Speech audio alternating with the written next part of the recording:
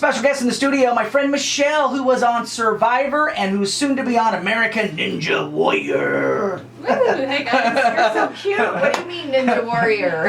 Are you already practicing for American Ninja Warrior? I am. I have been training quite a bit. Rock climbing, weightlifting, cardio, all sorts of stuff. Oh my goodness. And then Survivor. What's the grossest thing you ate? You know, it sounds gross. It might have sounded gross, but it's snails. But actually, I looked forward to eating snails every day because that was like the only source of protein. But you could get it if you were lucky. When the tide was low, you could go out to the rocks and find snails. Oh. Really? So when you watch Survivor, Did you have clothes on? I did. I was not one of the naked ones. Okay. but the rice. So you do get to eat rice. That's about it. Yeah. Our season. So they give every season rice to begin with. Normally, you also get a bunch of food to like produce and stuff that you can like try to win or hoard in a scramble or a challenge at the very beginning. Okay. But we had a cyclone on day 1 and 2 that totally wiped out the rest of our food. So we had moldy rice, but that was it. And then, Oh my and that was gosh. okay. You still ate. It was okay. I mean, I lost 15 pounds in 23 days See, off of a very small frame to begin with. So Right. when I watch Survivor, I always think of that as my weight loss program. I'm like, if I went on Survivor, I could probably lose some weight. A torturous way to do it, but okay. But hey, you got 30 some days out there, and like you said, you're gonna Have you ever seen the one where they have to survive alone? Oh yeah, The alone one, yeah, I and they couldn't do waste that. like they have to come Yeah. and pull them out and say you're starving to death, you're done. So. Well, we're excited to see you on American Ninja Warrior, and of course, you can definitely check out Michelle on Survivor Millennials versus Gen X. It's on your Hulu's, it's on your CBS, all I'm that. gonna watch that now. Yeah. Survivor. Oh Okay. yeah, she's on. Oh yeah, Okay. can't miss Michelle. But today you're here to talk about a very special cause near and dear to your heart. So Absolutely. explain what this cause is. Yeah, so I work with a nonprofit organization called International Literacy and Development, ILAD for short, ILAD. And this last year I was working in Togo, West Africa, and the area that we worked in is a very impoverished village. And one of the unfortunate circumstances of this area was that there was no middle school. And so the children were having to walk 7.5 miles to school. And so that's too far to walk all in one day and back in the same day. So the children were walking to school on Sunday, staying all week away from their parents, away from their families, and then they would come back on Friday.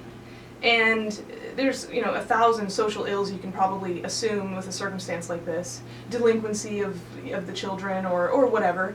But one of the worst things about this case was that these little girls were being preyed upon by some of the men in the village, especially their teachers who knew their circumstance.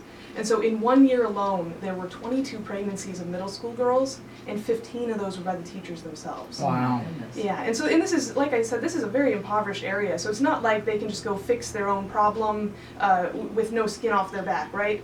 So they did. They came together and they said, we got to fix this, we got to do something. So they pitched in everything they had. They volunteered their labor. They were excited to tell me that even the chief came and helped build. And so they built half of a school, and they employed 4 of the 6 teachers they needed. But at this point, there's just literally nothing left. And so ILAD, International Literacy and Development, has stepped in and is trying to finish the school building and employ the other teachers until the school is self-sustainable, which is 3 to 5 years. And all of that together is only $30,000. So not too big. $30,000? Only $30,000 to finish an entire school building, a bathroom, and employ the teachers until the school is self-sustainable. Wow. And keep these kids safe, basically. Keep these kids safe, and set Keep them them up at for home with success. their parents, right? Yeah. Oh, amazing! Wow, what a great story. I love it. And so that's what your organization does. Yes. Yeah. So you're raising money, and how are you doing that? Well, right now we're kind of doing this. We're doing crowdsourcing. We're trying to get the word out. This is something I feel like anybody could get on board with and say, yeah, that's a cause. I would give $5, $10, $15 more if you're able to. Yeah. I shared this story on Facebook over a video, and within the first 24 hours it had a couple thousand views, and I did the math. If just all the people that saw it in the first day would have given $15, we would have been fully funded already.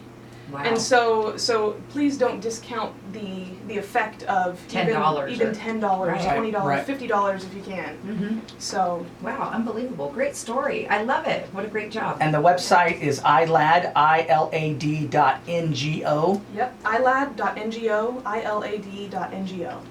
and that stands for non-government organization. Okay.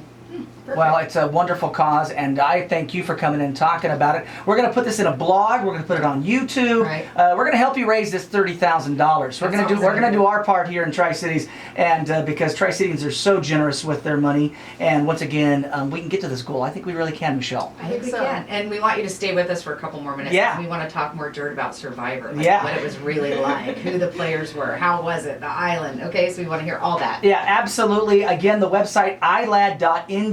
Again, ilad.ngo. Blog coming your way very soon. KEYW.com.